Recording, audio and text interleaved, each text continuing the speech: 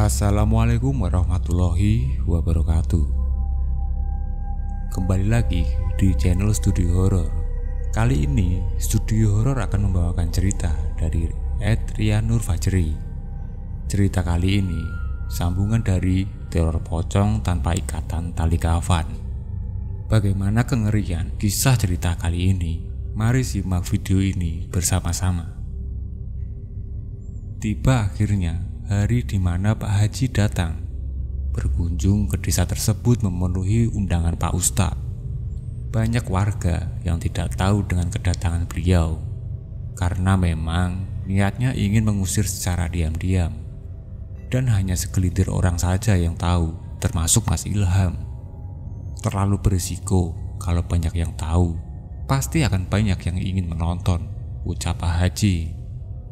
Hari ini Pak Haji memantau keadaan saja dan memetakan lokasi-lokasi yang memungkinkan pocong tersebut bermukim. Setelah berhasil memetakan, Pak Haji izin pamit pulang untuk menyiapkan segala sesuatu untuk esok hari. Menurut Pak Haji, sosok ini cukup kuat. Sosok ini juga punya beberapa anak buah yang menjaganya. Sebelum pamit, Pak Haji mengucapkan sebuah pesan yang bisa dibilang cukup mengagetkan. Ini bukan sosok yang sudah lama diam di desa ini, tapi seperti kiriman, ujar Pak Haji. Selepas Pak Haji pulang, Pak Ustadz dan beberapa bapak-bapak yang hadir tetap di tempat untuk membicarakan masalah ini. Jadi ini kiriman, saya sudah menduganya, ujar Pak Ustadz. Usut punya usut.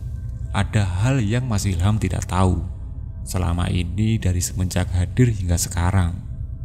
Sebuah perusahaan besar ingin membangun pabrik di sekitar sini, namun ditolak oleh warga, bisik Pak Ruri ke Ilham. Kok saya baru tahu ya Pak? Ya sampean kan kerja dari pagi sampai malam, gimana bisa tahu? Lagi pula mereka nggak datang lagi sebelum Mas Ilham pindah ke sini. Pantas saja Mas Ilham tidak tahu. Diam-diam perusahaan tersebut seperti tidak terima atas penolakan warga. Namun ini baru hanya perkiraan sementara. Hal gaib sulit untuk dijadikan bukti dalam kejahatan. Setelah sepakat untuk menunggu esok, semuanya pamit pulang ke rumah masing-masing. Sebagian bapak-bapak terlihat marah mendengar pesan Pak Haji. Walaupun belum pasti perusahaan itu pelakunya, namun tetap saja mereka geram. Mas Ilham pun berpikir, apakah sampai segitunya mereka melakukan hal itu? Apa yang menyebabkan mereka sangat ingin membangun pabrik di sini? Sudahlah, Mas Ilham tidak ingin suzon, namun penasaran dengan jawabannya esok hari. Assalamualaikum. Loh Mas, dari mana? Habis rapat sama bapak-bapak ngomongin sosok itu ya Mas? Enggak. Mah, tolong buatkan kopi ya. Sembari menunggu kopi, Mas Ilham duduk di teras depan rumahnya, sembari menikmati angin malam yang cukup sejuk. Mas, kopinya. Makasih ya Mah. Kamu mau tidur? Enggak Mas. Aku mau di sini dulu nemenin Mas. Udah lama kita nggak ngobrol begini Mas. Iya juga sih.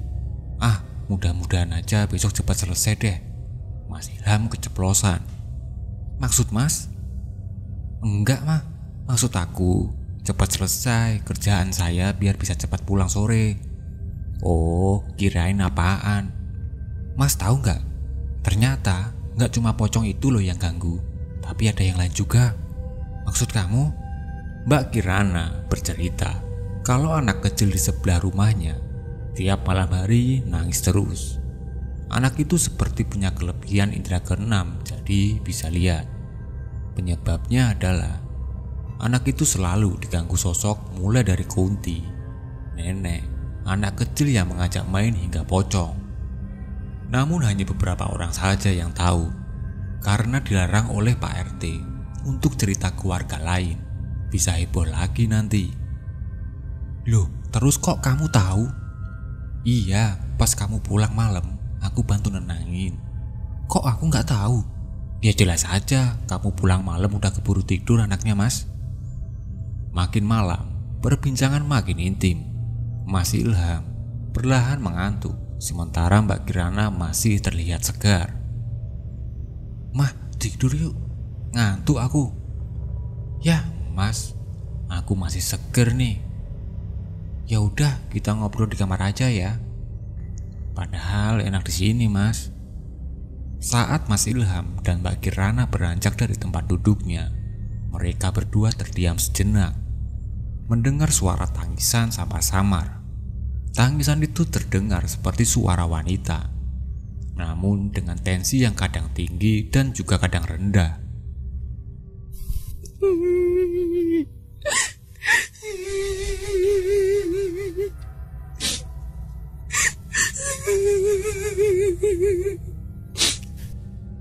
Mas dengar juga? Iya nah, dari mana itu ya? Anak sebelah nggak mungkin, kan cowok. Ini suara cewek loh, bukan suara anak kecil juga. Iya Mas. Duh, kok aku merinding ya Mas?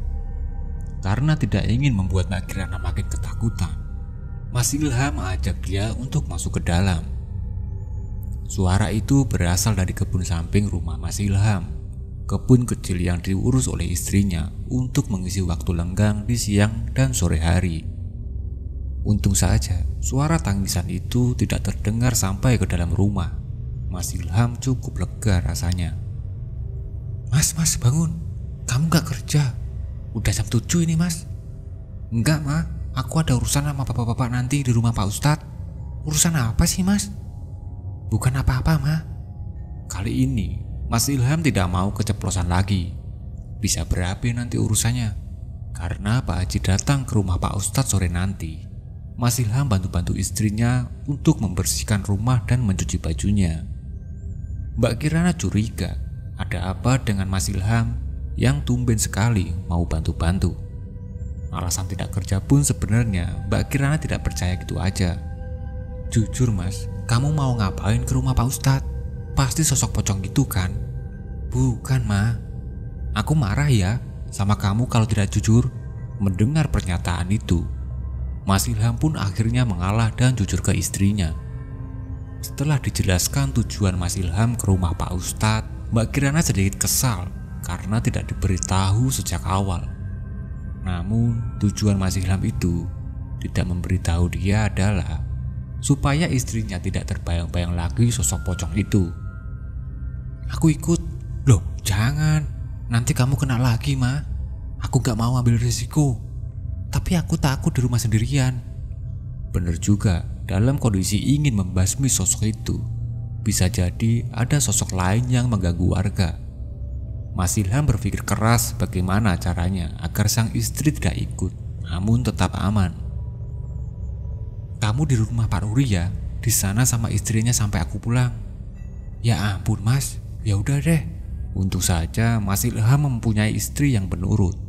Waktu sudah menunjukkan pukul 15.30. Mas Ilham terlihat bersiap-siap untuk ke rumah Pak Ustadz. Ini akan jadi malam yang panjang. Akan ada kebenaran yang terungkap. Semoga malam ini semuanya akan berakhir. Setelah mengantar istrinya ke rumah Pak Ruri, Mas Ilham langsung menuju ke rumah Pak Ustadz dan sesampainya di sana, ternyata sudah ada beberapa bapak-bapak yang hadir.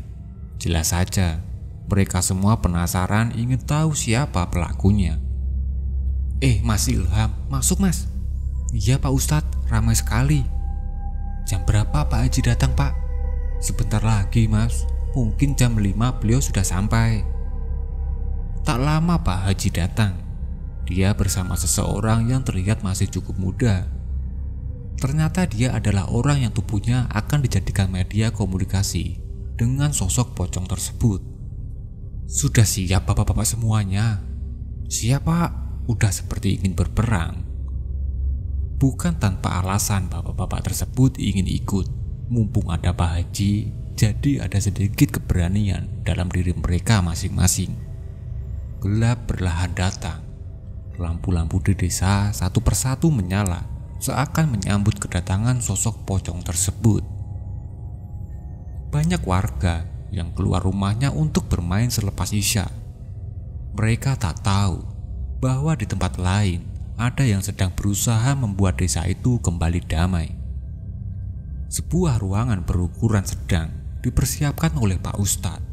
Anak muda yang dijadikan media komunikasi sudah duduk di antara bapak-bapak dan Pak Haji.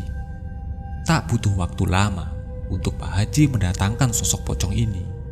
Tanda-tanda sosok itu datang adalah adanya angin cukup kencang dari luar. Perlahan, tangan pemuda itu menekuk di perutnya. Matanya melotot dan tanpa berkedip sedikit pun. Sosok pocong itu bergumam dan menoleh ke kanan lalu ke kiri. Tiba-tiba dia bangun dan berdiri tegak. Melihat hal itu, Pak Haji meminta bapak-bapak yang lain untuk menjaganya agar tidak kabur, dan dengan sigap yang lain ikut berdiri juga. Mas Ilham sudah mulai merasakan bulu kuduknya merinding. Begitupun dengan bapak-bapak yang lain.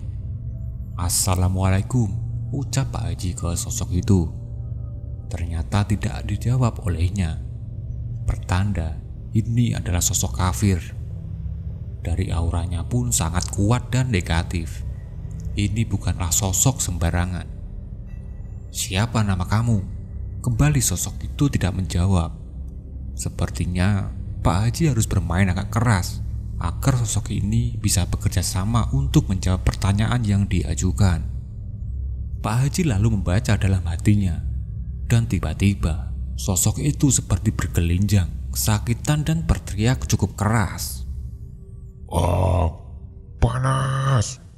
Dari suaranya yang sangat berat, cukup bikin Mas Ilham dan bapak-bapak yang lain bergetar. "Jawab, atau saya bakar kamu. Siapa yang mengirim kamu?" "Panas, kurang ajar kamu ya." Semakin sulit menjawab, maka semakin keras pula serangan yang dilancarkan Pak Haji. "Saya tidak akan melepaskan kamu sebelum kamu jawab pertanyaan kita." "Kurang ajar kamu ya. Beraninya kamu begini ke saya. Akan saya suruh anak buah saya untuk menyerang kalian semua." Sosok itu marah dengan Pak Haji. Melihat hal itu, Pak Haji meminta ke yang lain untuk baca-baca. Pak Haji juga meminta jangan sampai ada yang pikirannya kosong, karena akan mudah dirasuki oleh makhluk-makhluk seperti pocong ini. Seperti cerita yang di atas, sosok ini mempunyai anak buah yang siap menyerang kapan saja. Menurut Pak Haji, anak buahnya di luar sana sudah berhasil menghancurkan pagar gaib yang sudah dibuat olehnya. Sekarang banyak sosok yang di dalam rumah siap menyerang Pak Haji, termasuk Mas Ilham dan bapak-bapak yang lain.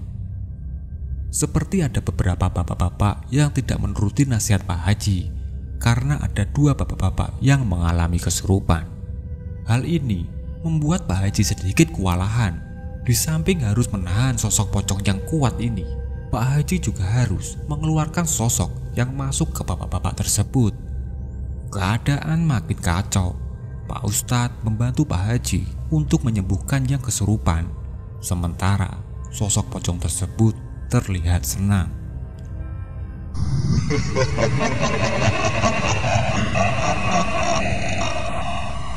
"Rasakan itu. Kalian tidak ada apa-apanya dengan saya." Menurut Mas Ilham, suara sosok itu sangat menyeramkan. Tanpa melihat sosok aslinya pun sudah membuat yang lain ketakutan. "Pergi dari sini atau saya akan ganggu kalian seumur hidup." "Bercanda kamu ya. Saya tidak akan biarkan hal itu terjadi. Atas izin Tuhan, saya akan bakar kamu dan anak buahmu juga," jawab Pak Haji. Sosok ini memang sulit dilawan. Ternyata serangan bukan hanya dari para makhluk ini, namun dari para majikan. Sosok pocong ini juga ikut menyerang. Ini buat Pak Haji makin kewalahan sampai ada sedikit darah yang keluar dari mulut Pak Haji. Sebenarnya ini kecolongan. Pak Haji nggak akan mengira kalau majikan pocong ini tahu kalau kirimannya ini sedang berusaha dibakar. Jadi dia ngirim serangan yang langsung mengenai badan Pak Haji.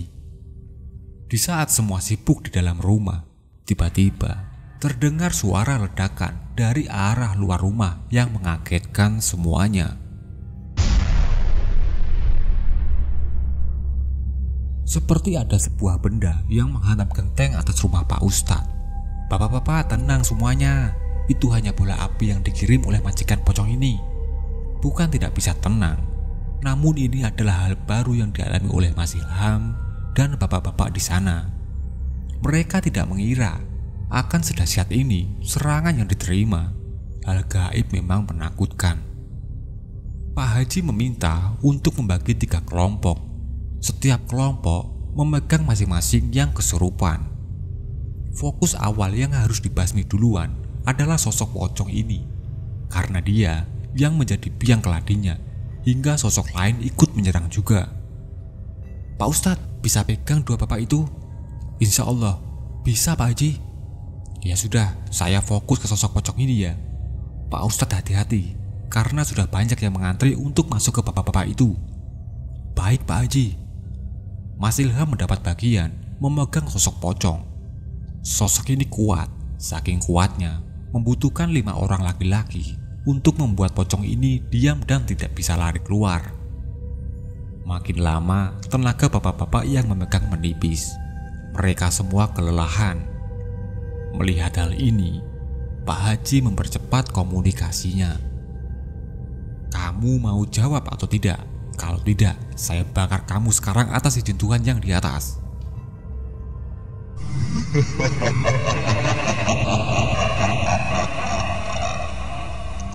Coba saja kalau bisa. Kalian itu manusia yang lemah, tidak bisa apa-apa.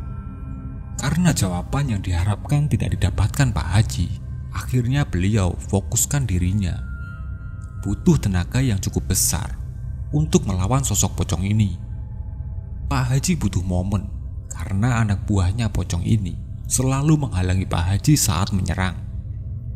Gambarannya seperti saat Pak Haji melempar serangannya, saat itu juga anak buahnya mengorbankan dirinya.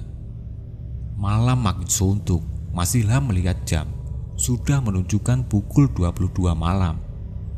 Pak Haji terlihat sudah berkeringat dan juga terlihat sangat kelelahan. Dia nggak percaya bisa sekuat ini sosok pocong tersebut. Pak Haji diam sebentar. Dia seperti mencari apa yang salah dari dirinya, hingga sosok ini seperti tidak dapat dikalahkan. Majikannya, iya majikannya. Tiba-tiba Pak Haji berbicara seperti itu. Ternyata sosok ini kuat karena ada backing dari majikannya. Pantas saja semua serangan Pak Haji tidak ada efeknya. Untuk saat ini, Mas Ilham melihat Pak Haji diam dengan keadaan terduduk.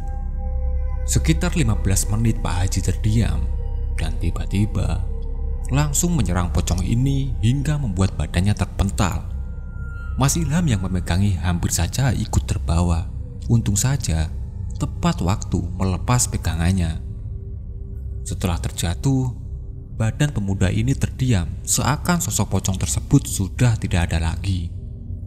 Tak lama, pemuda itu sadarkan dirinya dan dibangunkan untuk diberi minum air putih. Sekarang tinggal anak buahnya, hanya dengan sekali bacaan langsung keluar semuanya. Keadaan mulai kondusif, terlihat muka lelah Pak Haji, Pak Ustadz, Mas Ilham dan bapak-bapak yang lainnya. Setelah masing-masing minum air putih, semuanya kembali duduk dan meminta penjelasan dari Pak Haji tentang sosok pocong ini. Benar ini kiriman. Mendengar hal itu, bapak-bapak terlihat marah dan berencana untuk mendatangi perusahaan tersebut. Namun dilarang oleh Pak Haji. Kalau kalian ke sana, apa masalah akan selesai? Tidak, justru akan menambah masalah lainnya. Sudah, biarkan saja. Biar apa yang dilakukannya kembali ke dirinya sendiri. Benar apa kata Pak Haji, apa yang kita tanam, itulah yang akan kita tuai. Saya tidak menjamin hal ini tidak akan terjadi lagi. Mungkin saja akan ada kiriman berikutnya. Namun selama kita mempunyai iman yang kuat, insya Allah akan baik-baik saja. Mendengar kata-kata Pak Haji, amarah bapak-bapak yang lain sedikit mereda. Yang pasti ini bukan orang biasa yang melakukannya. Orang yang mempunyai power dan dana yang besar. Lalu, bagaimana kalau ada kiriman berikutnya, Pak Haji? Saya siap bantu. Lega rasanya mendengar jawaban Pak Haji. Pak Haji tadi kenapa diam? Ada 10-15 menit mungkin, tanya Mas Ilham. Oh itu, saya ngasih pelajaran ke majikan dari sosok pocong tersebut. Emang bentuk sosok pocong ini sebenarnya gimana, Pak Haji? Dia ini sosok yang penuh dendam, ditemukan oleh orang yang tidak bertanggung jawab untuk dijadikan seperti ini. Saya lihatnya kayaknya lusuh, ikatan kepalanya tidak ada, kepalanya tengkorak dengan beberapa bagian yang bolong. Rahangnya terlihat dan ada sedikit daging yang busuk. Penjelasan Pak Haji terlalu jujur, sampai yang lain ketakutan mendengarnya. Bahkan Pak Haji sendiri bilang, jangan sampai kita semua melihatnya langsung karena bentuknya memang sangat menyeramkan. Setelah puas dengan penjelasan Pak Haji, satu persatu mulai pamit untuk pulang. Mas Ilham melihat jam dan ternyata sudah menunjukkan pukul 23.30 malam. Dia teringat istrinya yang menumpang di rumah Pak Ruri. Pak Haji, Pak Ustadz, dan bapak-bapak, saya izin pamit duluan karena sudah cukup malam dan harus menjemput istri saya, Pak. Oh iya, silakan. Terima kasih sudah membantu ya Mas Ilham. Hati-hati di jalannya. Baik Pak, assalamualaikum. Sepanjang perjalanan, pikiran Mas Ilham sudah lega kembali. Tidak ada beban pikirannya yang belakangan ini ditakutinya akibat teror dari pocong tersebut. Namun, dimanapun kita berada, makhluk itu pasti ada. Jumlah mereka mengalahkan jumlah manusia di bumi ini. Pada akhirnya, tidak ada lagi teror dari pocong tersebut. Kalaupun ada, warga yang melihat penampakan itu hanya sebatas ketidaksengajaan aja. Cukup sekian cerita dari teror pocong ini. Sebenarnya masih banyak kejadian-kejadian yang terjadi selama teror tersebut.